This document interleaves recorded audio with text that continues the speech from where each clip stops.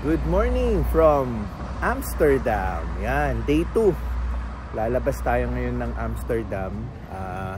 May tour tayo outside pinaka-sentro. So, i-vlog natin. Ipa-flash ko na lang sa screen yung mga pupuntahan namin dahil napakahirap i-pronounce. So, ito. So, ayun. Adventure day. Naantay lang namin yung Uber ride namin para pupunta kami sa... Di ko alam kung magbabas kami or all the way na kaming mag-Uber hanggang sa destination namin. So, makikita natin. Actually, ito na. Oh, hindi pala Uber. Taxi. Is it this one? Taxi pala. Taxi pala siya? Okay, hinatid na kami dito ng taxi. Yeah. So, itong place na to, nandito yung mga tour buses. Yan, makikita mo sa background. No, not stay there. Yan. At nandito ako sa ganda ng cruise, ganda oh. Tapos meron doon hotel, Movenpick Hotel. So, hindi ko alam kung anong lugar na to. I-research ko na lang, ipa-flash ko sa screen. Pero again, maaga kami, wala pang masyadong tao. Ito, nagpipicture taking si teens. Tapos nandun sina Mama Jack, nagre-research ng mga places na pupuntahan namin. Yan. So, ito ang sights and sounds ng place na to. Papakita ko lang. Ikot tayo. Kasama yung cruise ship. Cruise ship ba tawag dito? Maliit pa eh. Hindi pa talagang ship to eh, no? Pero ang ganda oh. Yan. May mga nakikita na nga tayong nagbe-breakfast eh, oh. Tsaka weather natin 13 degrees. Ang lamig. Umagang umaga. Sarap. Yan. Okay, so inaalam namin kung anong bus dito ang sasakyan namin. Either itong dalawa or meron pa kasi doon, no? So, yun. So, hindi pala yung bus sa kabila. Dito pala. Dito kami sasakay. Itong color green. Ito. So, sakay na kami. First in the bus. Gusto mo sa harap? Oo, basta wag lang daw yan. So, it's up to you. Doon ka sa loob. Yeah, that's Mag-driver. nice. Diyan kayo? Sa likod na ako. Dyan sa... Yeah, and actually that beautiful building, that weird white building next to it, that's the Eiffel Museum, the Cinema Museum of Amsterdam. It's very nice. Even if you don't want to visit the exhibition, you can get access to the building. The cafeteria is in front of that window. You have a super nice view. You see the umbrellas?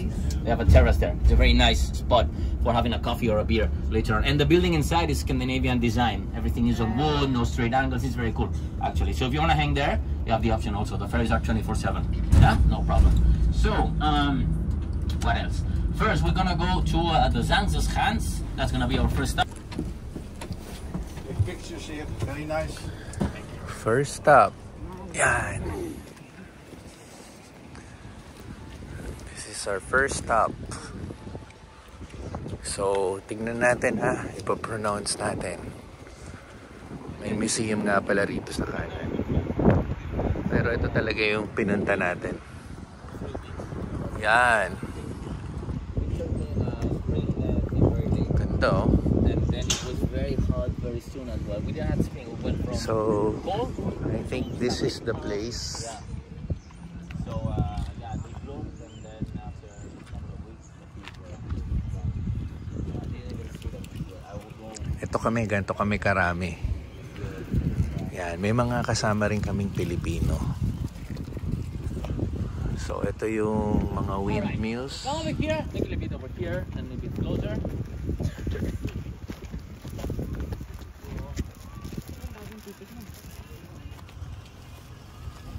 Alright everyone, well, welcome to the Zanzerschans. This is the River Zan that I was describing. Amsterdam would be down there, and now we're in this area here.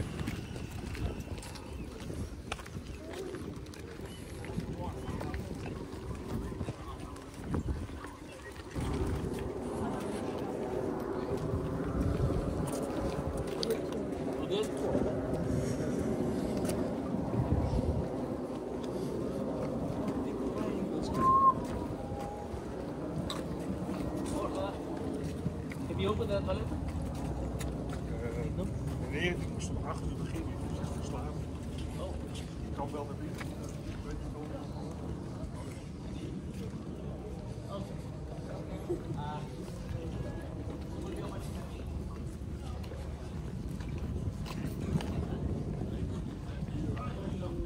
Masina bridge sila. Maganda.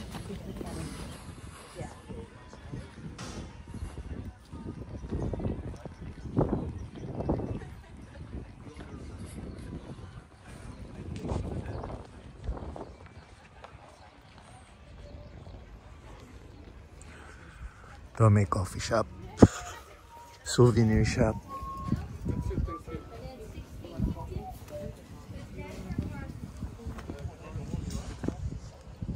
Iba gusto agad magkape kasi malamig yung panahon, no? Masarap din ng nagkakape habang nagtutour.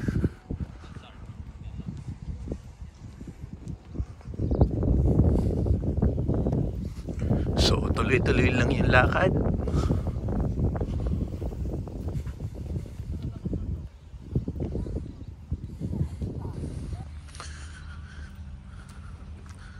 Hindi ko alam kung may nakatira talaga dyan o part ng pagiging tourist spot, no?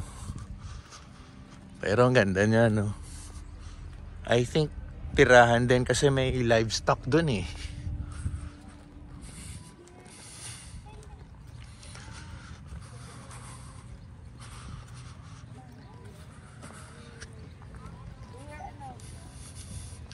Your pose, your pose.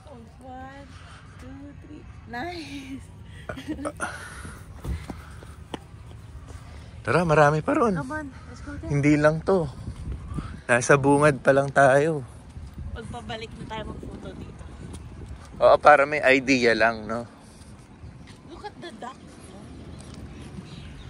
Yeah, may mga livestock eh, oh. May mga ducks.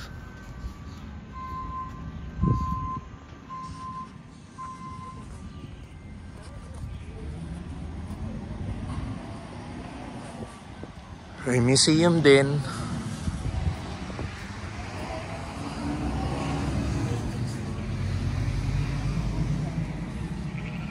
First windmill.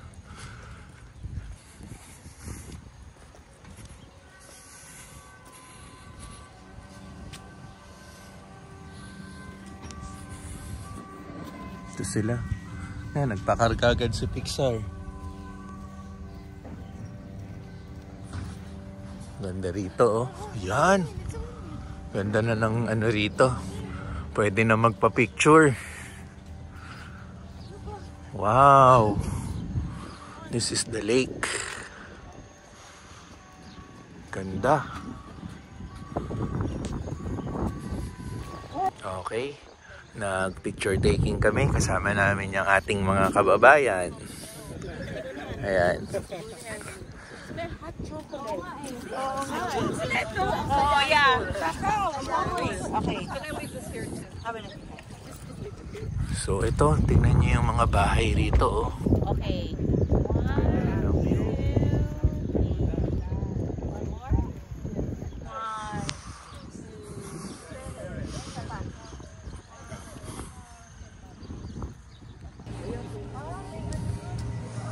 Dito maganda.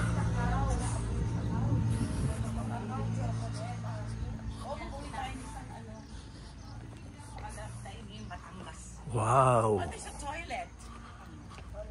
Ganda rito. May si Pixar, oh. Ganda rito.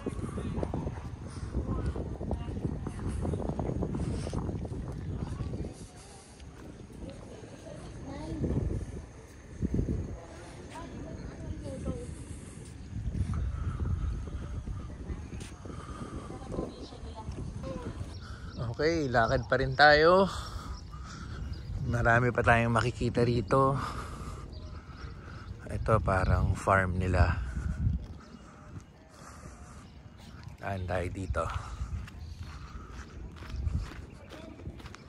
Casarina. Free entrance. Ganito ang bukid dito. Ang current weather natin is still 13 degrees.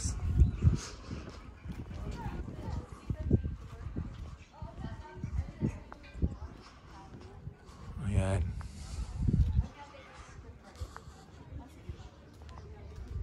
Picture taking sila ron. So, tingin tayo dito sa kabilang side naman. Tapos dito bawal magpakain ng mga alaga. Oh. So, balik tayo doon. Punta tayo doon, banda. Marami pa rin nagpapapicture doon. So, may time limit lang tayo, no? Meron pa tayong 20 minutes bago tayo bumalik sa bus.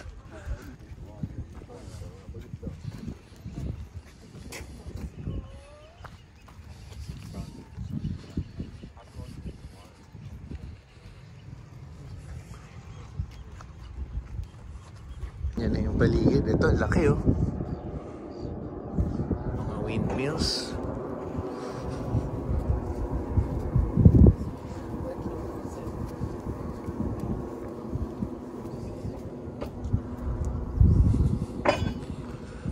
Ganda.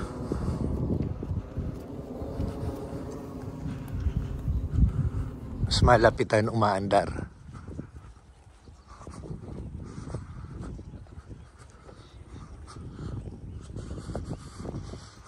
Oh, ang dami pa doon. Pero hanggang dito na lang tayo. Baka kulangin na tayo sa oras pabalik sa bus. Ganda oh.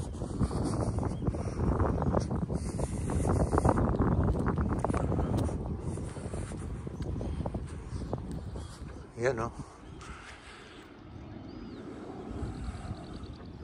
Picture tayo ah.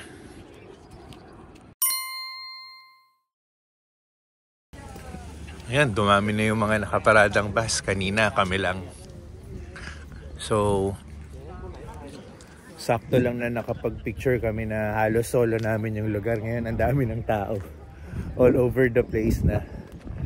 So, one last look bago tayo sumakay ng bus. Eto. Yan yung mga nilakaran natin. Kita mo rin, dami ng tao. Kanina, halos kami lang. Yan.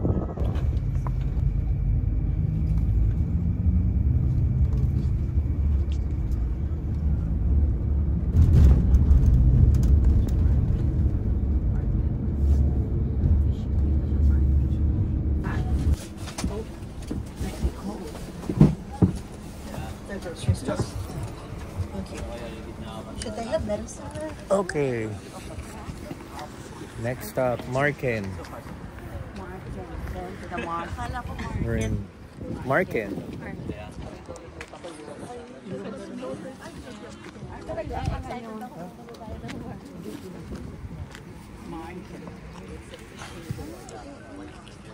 All right, everybody heard what I said about the bikes? And you're dying on the tour? Don't die on the holiday, it's very sad. All right, follow me this way, let's go.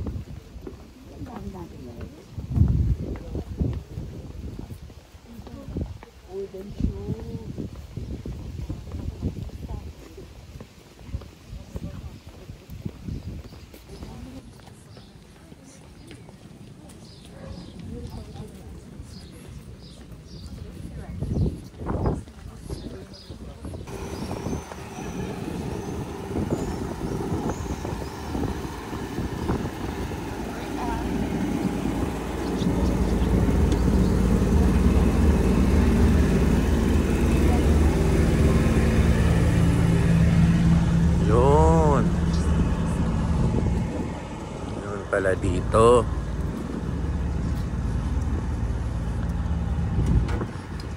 Ganda.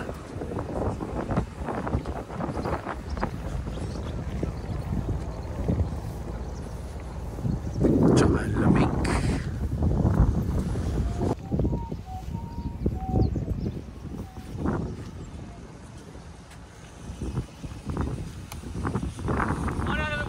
Welcome to Marken. We made half of the town already. This is the smallest town we're visiting today. Yeah, actually Marken, centuries ago, wasn't even an island. It was part of the mainland. But as I mentioned, this is not deep at all, so it was all attached. The water coming in and out through the centuries, the storms. The water was the thing drawing the geography of this part of the country. In this case, the best soil remained as an island. Well, the best soil, because soil is still not very good here. And the first ones who came to live here, as I mentioned, were the monks that found the Moniken Dam on the other side. And their first idea to do here, can you hear me? Yeah? Their first idea to do here for them was to grow vegetables. Yeah, they wanted to use this island as a garden. But the soil is so bad that they abandoned the idea pretty quick. And instead they started farming animals, mostly pigs and sheep. Marken.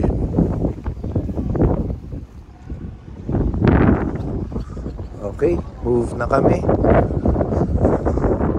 So, explore natin yung area. Ang daming mga boats.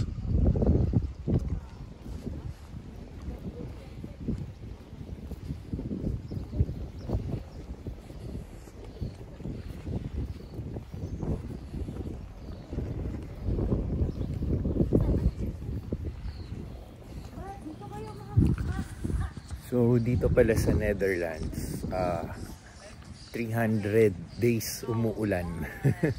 Out of 365 days. Okay. Ayan. Pixar. Uy, ang ganda rito.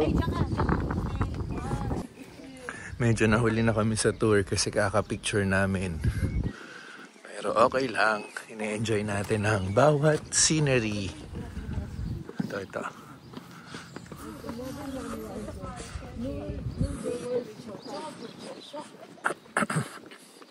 Naman nagsasampay rin pala sila.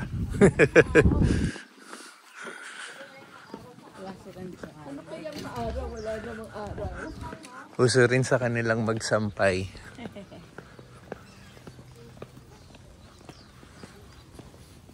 Ayan lang yung pinaka-araw nila, oh. Sinasamantala nila.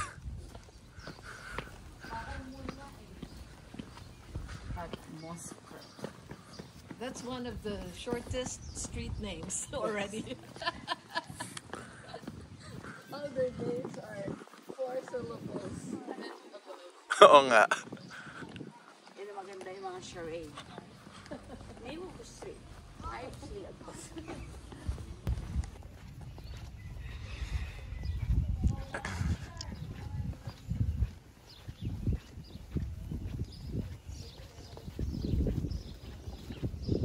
Ito mga residential na. Oo. Lang yung area nila, tourist spot. Everyday may nakikita silang Everyday with tourists.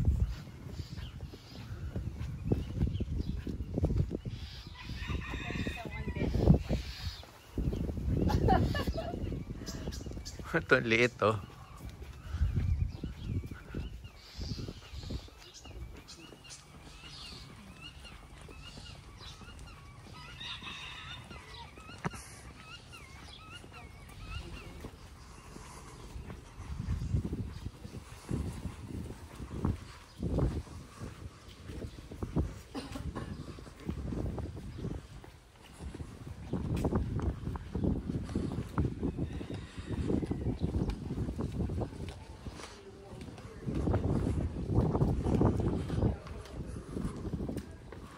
Oh, papasok sila.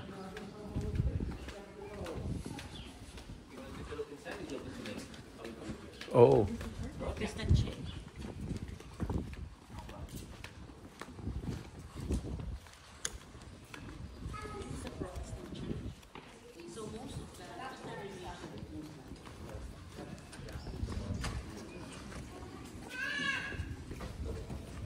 Let's take a look inside.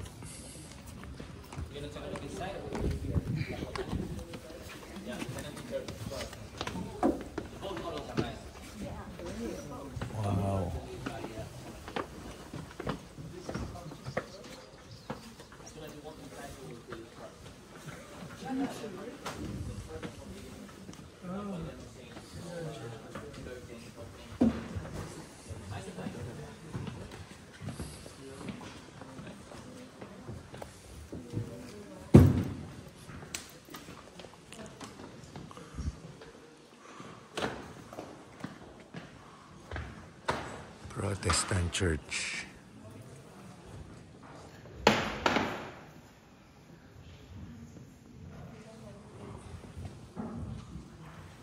Liit lang pero compact lahat.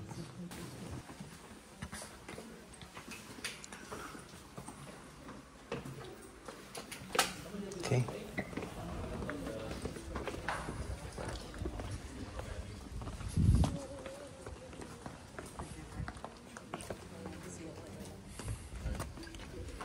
May barbershop pa oh.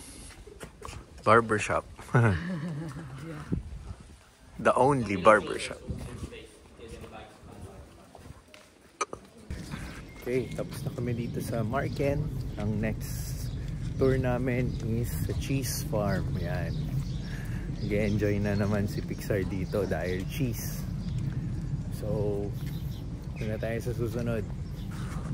So, dito napakadisiplinado ng mga tao. Kita mo tong road na to, bike lane lang to. Hindi pwede tao dyan. So dito yung tao. Kaya nagkukumpulan kami rito. So dito, of course, mga kotse. Ayan. Diba? So, yun.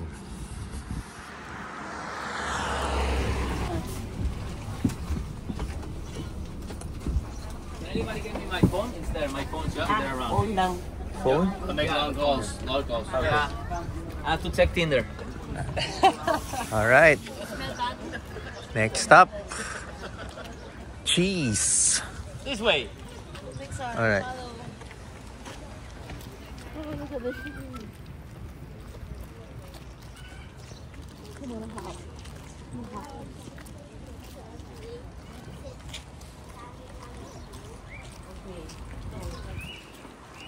Shoes, Pixar. 1, 2, 3.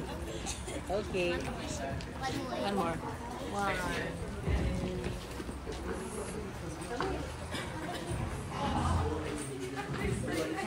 Yeah, all the way inside. Take a seat. So it smells like cheese now. Ay, amoy cheese na.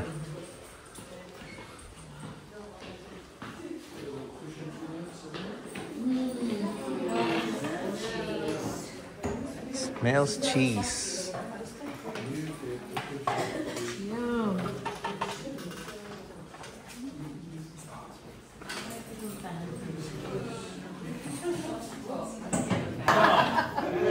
It's time for cheese. Huh? Okay, this is the Netherlands. Nobody says Holland. Eh? Holland is not a country. Holland has never been a country. I'm confused. Why is a mistake if you refer to it as Holland? Where's the mistake coming from? Holland is older than the Netherlands. Yeah. Before the country was constituted, Holland was already a part of Europe. Yeah? Yeah. Nowadays, Holland are two provinces of the Netherlands, the main ones. We have North Holland and South Holland. Are the main provinces. The main cities are either in north or south. We have Amsterdam, Rotterdam, Delft, The Hague, Leiden, Haarlem. Actually, half of the population of the country is in one region known as the Randstad, which includes all these, plus Utrecht and plus Almere. So the whole population of the Netherlands is 17 million. In the Randstad, there's like 9 million people. It's one of the highest dense parts of populated parts of Europe. Yeah, and then this is the South Sea. This is Amsterdam. The boats used to make it all the way here and then south. Then they open the river towards the west, and you can tell this is way shorter than going around. And this one is the closing dam. But you remember I mentioned nowadays there are two lakes. They built another dam on the 50s, just in case. And now there are two lakes. Yeah, exactly. Enjoy. So good morning. Good morning. And welcome. My name is Marco, like Saudi said, Marco Polo. I'm just going to tell you a little story about how we make our famous Dutch cheese. And we are the oldest cheese farm in the northern part of the Netherlands. The first cheesemaker started here in 1850. And still nowadays we make our cheese exactly in the same way as he did it back then. The secret goes from father to son. But today you are lucky because today I will tell you that secret, but only if you promise not to tell anyone else. Biggest secret behind making cheese? The cow. No cow, no milk. Now we have a small dairy farm which is 500 meters down the road where we have 85 milking cows, and each of those cows on one day give 30 liters of milk. Do we have anyone who is from the United States? Yeah. You don't know liters. So 30 liters, that would be 8 gallons. Now to make 1 kilogram of cheese, we need 10 liters of milk. Now we have two very famous brands of cheese in Holland. This one here is Edam cheese. As you might know, Edam is the city next to this village. There they produce this particular type of cheese made from skimmed and pasteurized milk. It contains 38% of fat. As for the cheese that we produce here, that is the round yellow one, which you all probably call Gouda cheese. You say Gouda? Yeah, well that's wrong. Because in Holland we say Gouda cheese. Gouda. Our cheese is made from a whole milk and contains 48% of fat, but as I always say, the fatter, the better.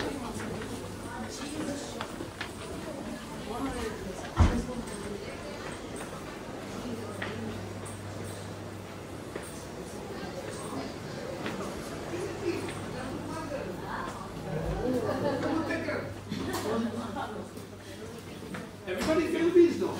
America. What state? There's more room here. You can go all the way here. And the sky is gray. Now you see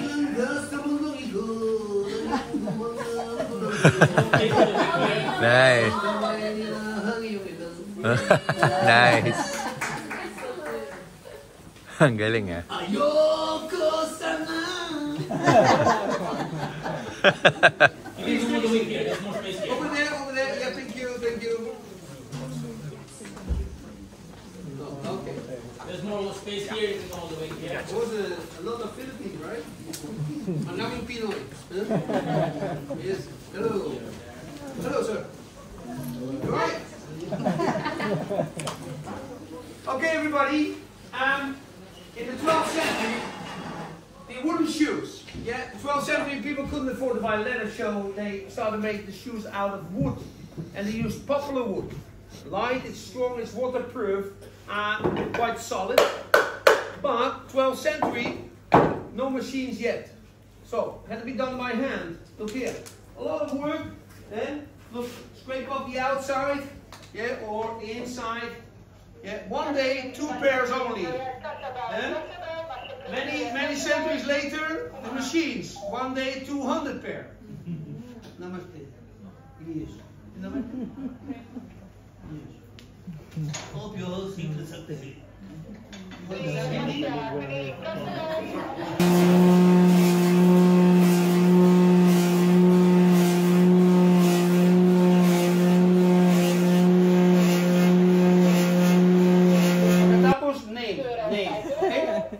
Okay, you get din namin, yes, mamaya. Okay, naintindihan? He doesn't speak good.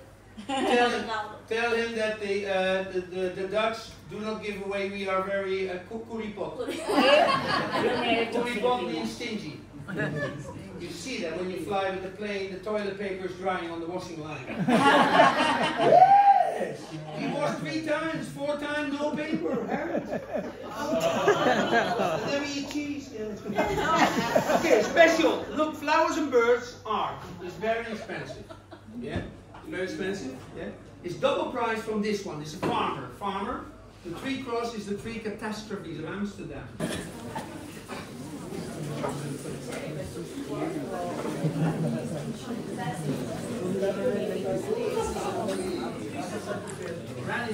Wow, engraved. Nice. Here on your left, you see There's yours. what the Phoenix. Is that your name? Yeah. That's a really Can we write the date today too? Oh yeah, sure. What day is it? Like keyrings, like magnets. 17. €8, €8. 17. But what I like a lot is everything you see here. 70 May. On this wall, you get it right. It's included in the price. This one costs €4. Okay, free taste time. Ito yung mga cheeses. Ba't iba? Free taste yan. Kuha na tayo. This one. Ang dami. Nabubusog kami dito.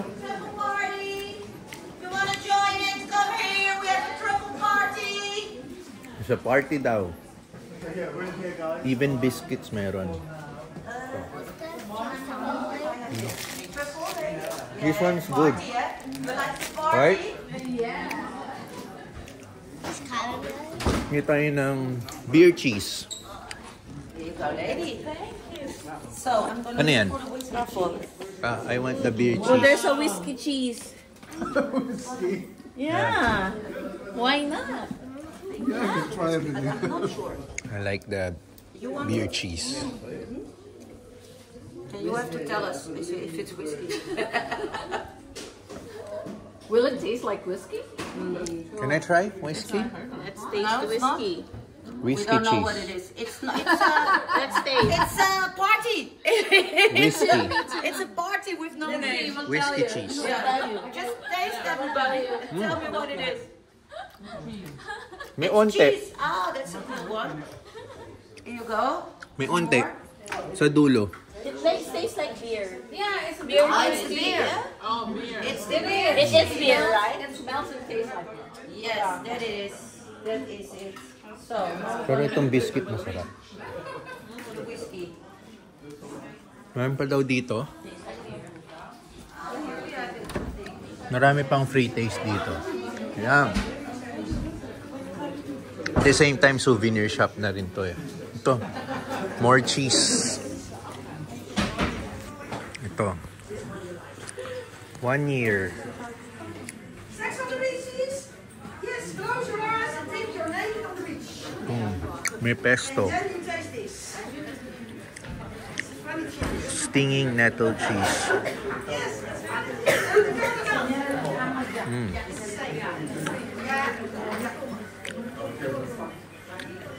More biscuits. Ito yung masarap talaga.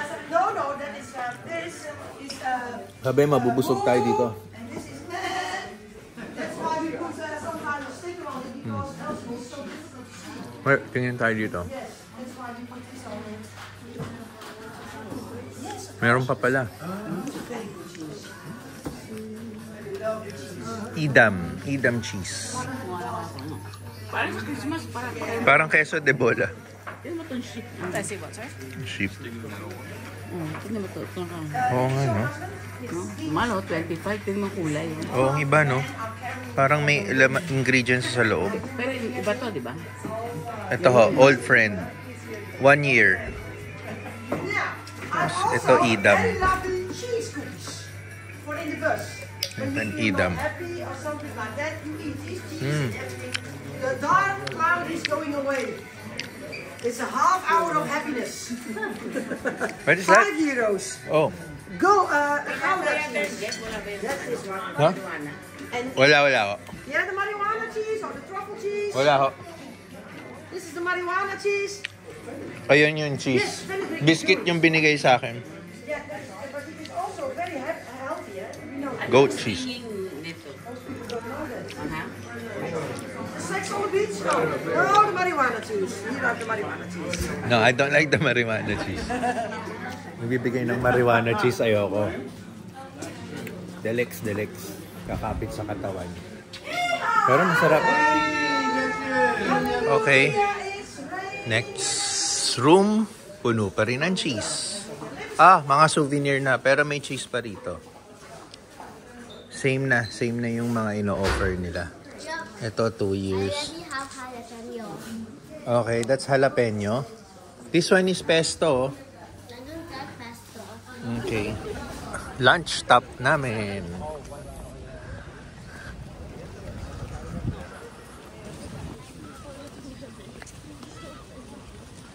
Volendam.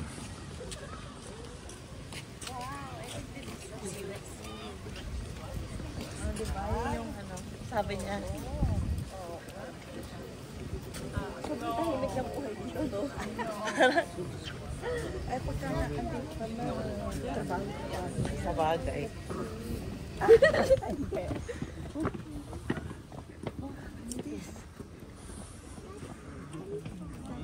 Parang yung sa Pasay lang reclamation Oo.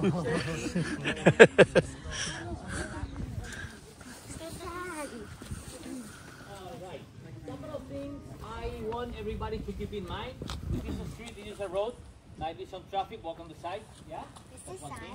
Another thing, this is the same lake we were before, the former Southern Sea. Yeah? That... At least nagbibigay siya ng tip, no? Fisherman's Wharf? Hindi, yung merong lugar na ganito eh. Monterey. Ha? Sa Monterey? No, not in Monterey. Where? Starts with G. In the States or dito? Hindi, malapit sa Santa Barbara. Oh, sa Santa Barbara. Oo. Napupuntahan namin yung parang German village. Oh, so, Solvang. Solvang. Yes. Ganito halos marami. Danish yun, Danish. Danish, oo. Marami silang kainan.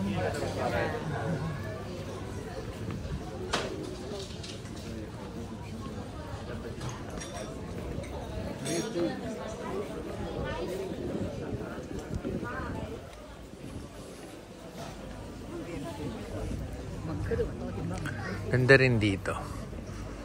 Cheese factory na naman, no?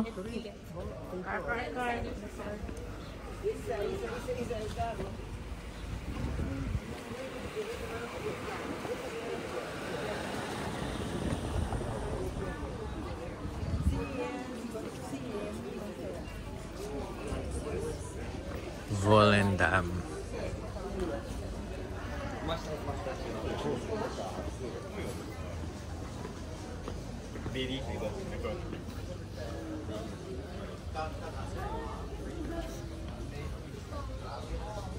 More souvenir shops. Ito, restaurant. 13.50. Check natin dito ha, habang nagche-check sila ng pwede naming kainan. Ito, restaurant oh. It's called 35. Tapos ito, ang ganda oh. Daungan. Mahaba tong stretch na to. Ang dami pa rin kainan dito. Yan.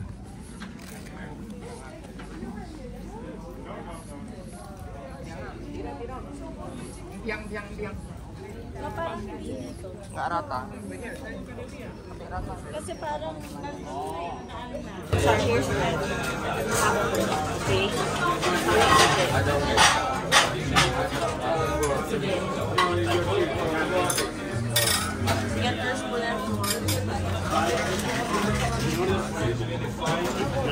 ganito ang sorbetero nila. Netherlands style. Bibili si Pixar. What flavor are you going to buy? Chocolate. Ayan. Ayan ang sorbetero nila. like chocolate with sprinkles. Okay. Ayan. You watch. Oh.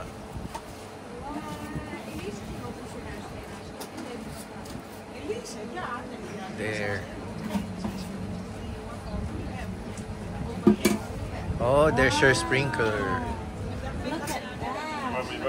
Okay. There you are. Thank you. Thank you. Strawberry. And then one slime.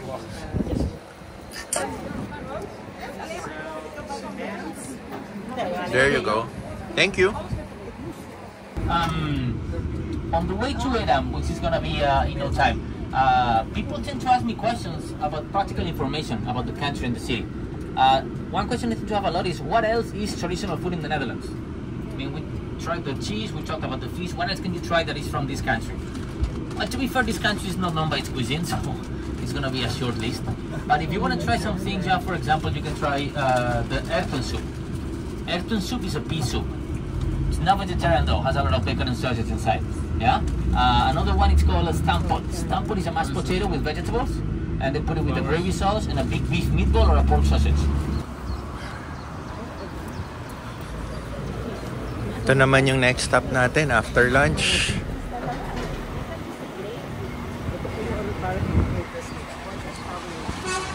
The oldest town.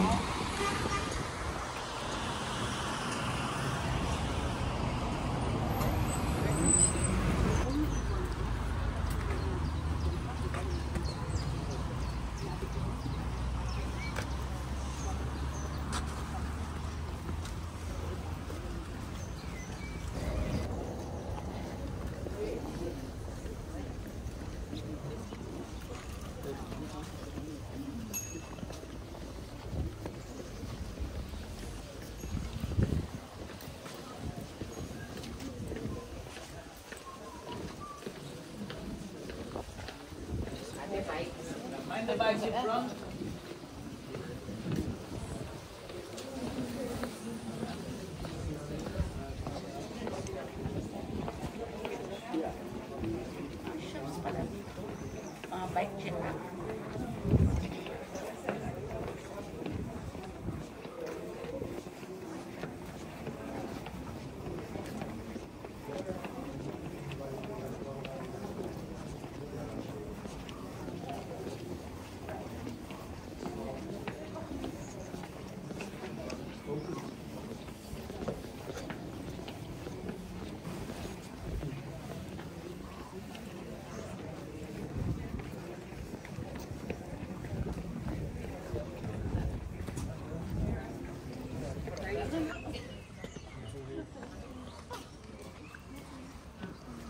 Here on the bridge, you can take a look at the lock system they have also for controlling the level of the water.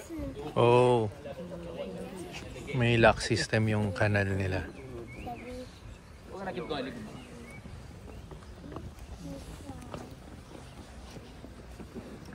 Mind the bike in front as well, please. Leave some room. Like Moses now. Mind the bike. Bicycle, bicycle.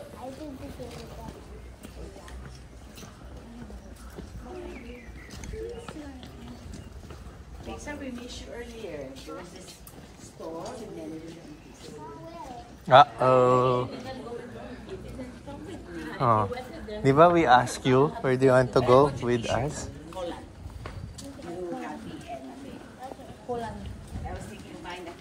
Uh-oh. Sorry. It's okay, you ate sugar. Yeah, you ate sugar, right? Pixar finished the sugar. Car, stay on the side. Oh, hold my hand.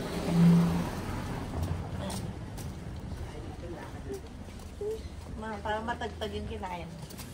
Paras nakain ka na ulit, mama.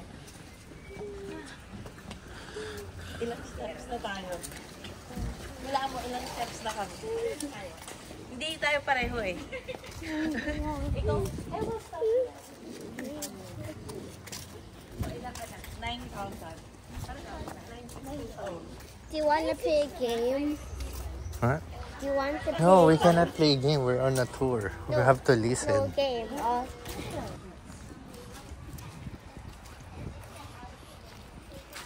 So, welcome to Edam, this beautiful town. Well, actually, I should be saying beautiful city. Officially, it's a city. I call it town because it's not a city. But whatever, town or city of Edam. This place was founded in the 13th century, like Amsterdam. As Amsterdam, a dam needed to be built for drying the land, the same as we mentioned before. Amsterdam is dam on the Amstel. Edam means dam on the ice. The river I was the one we had at the very beginning of the tour next to us at the start point. And the river I was connecting Amsterdam to Edam and to the south of sea. That big Maria Ponte we saw before. Yeah? And Edam was founded as a fishing harbor, but also very soon started to have shipyards. And shipyards here were cheaper than in Amsterdam. So those boats going for the colonies, were taking the river I, the Southern Sea, and the colonies. And then when they were returning, they were leaving the goods and the sailors in Amsterdam, and many of them were coming back. Nandun sa ano, sa red light district.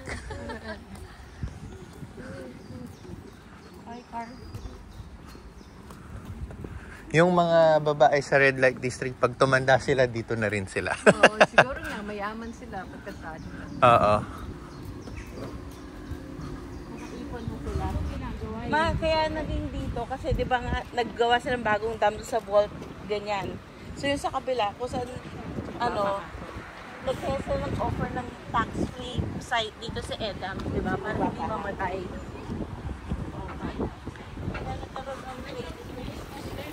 Wow, ang daming cows doon, oh. Yan, oh.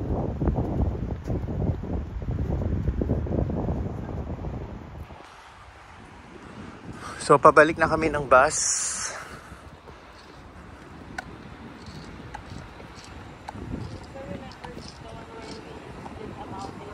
May kotse.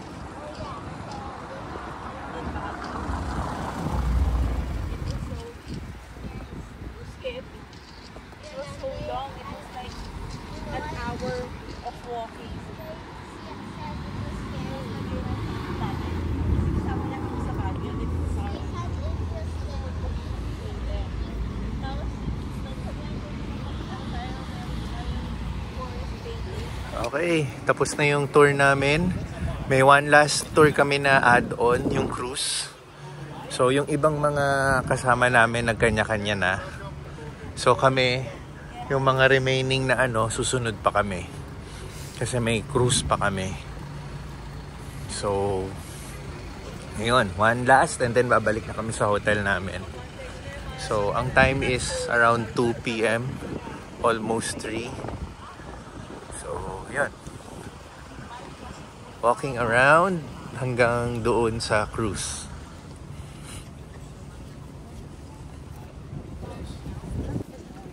Are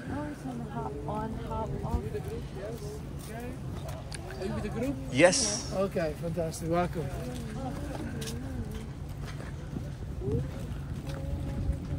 So this is the first group. Just mind your step, eh? Watch out, it is a Pixar, higher, wag ka na lang dyan. Yan.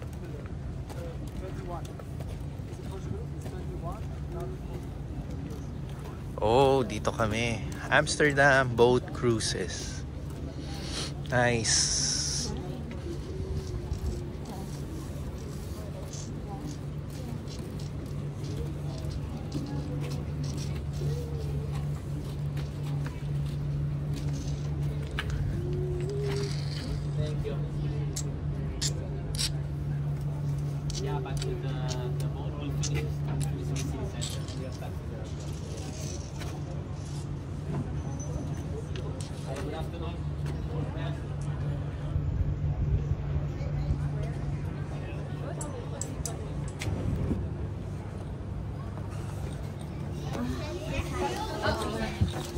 Wow.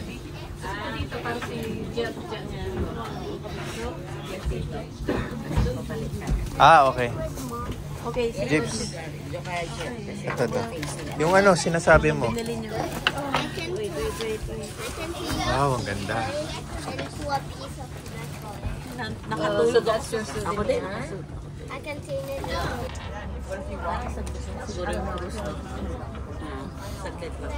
So, ladies and gentlemen, at the moment we are sailing over the eye, and an eye is also an Old Dutch word for water. And if you look around you, Amsterdam's got a lot of water, of course.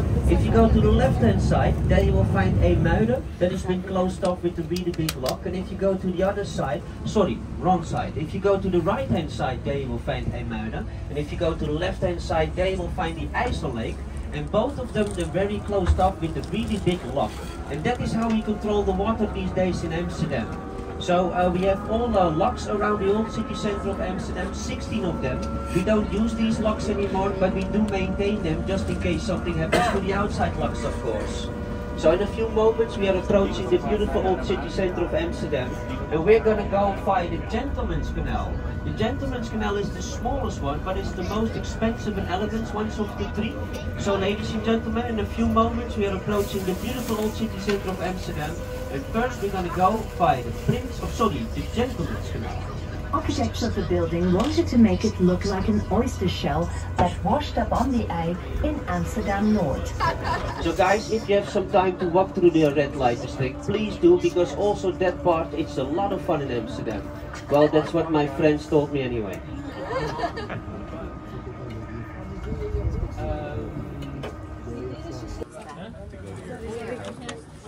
Where you're the blue. Yan, so nasa gitna tayo nun. Tapos parang i-visual mo since pa-abandon.